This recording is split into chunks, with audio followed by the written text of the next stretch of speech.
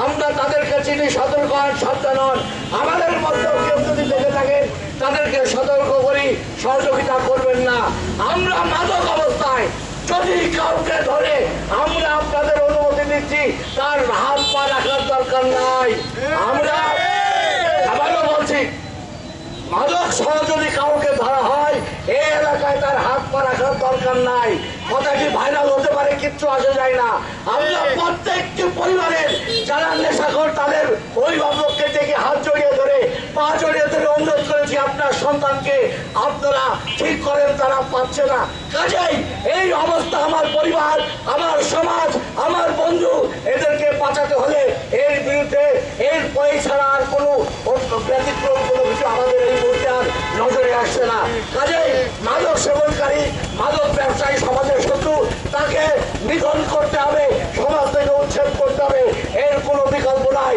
এই লাইনে যদি কেউ থেকে থাকেন, স্বেচ্ছায় এসেছেন, তাদেরকে বলবো যদি কেউ থেকে থাকেন সাবধান হন। আপনাদের জন্য থানায় যে তদবির করতে যাবে সেও মাদক সেবী বা ব্যবসায়ী হিসাবে পরিগণিত হবে, তার বিরুদ্ধে আমরা আইনগত ব্যবস্থা নেব ইনশাল্লাহ। এই কথা বলে যারা অংশগ্রহণ করেছেন তাদের সবাইকে আমার পক্ষ থেকে, 4 নম্বর ওয়ার্ডের পক্ষ থেকে, জেলা বিএনপির পক্ষ থেকে, এম এ মজিদ ভাইয়ের পক্ষ থেকে সালাম জানিয়ে আমার কথা শেষ করছি। আসসালামু আলাইকুম। সেই সাথে আগামী শনিবার এই কর্মসূচি আবার আমরা শুরু করব। সেই সময়টি আমাদের এখানে জেলা বিএনপির সহ সভাপতি আছে, উনি ঘোষণা করবেন। আসসালামু আলাইকুম।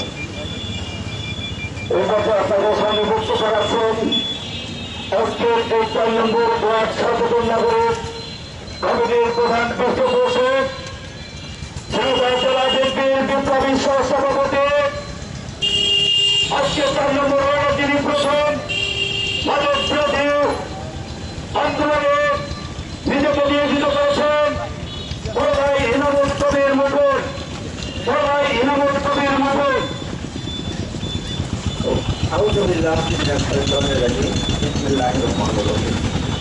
সম্মানিত এলাকাবাসী, সম্মানিত নাগরিক সমাজের নেতৃবৃন্দ, কর্মী ভাইরা, ইলেকট্রনিক মিডিয়ার কর্মী ভাইরা, আসসালামু আলাইকুম।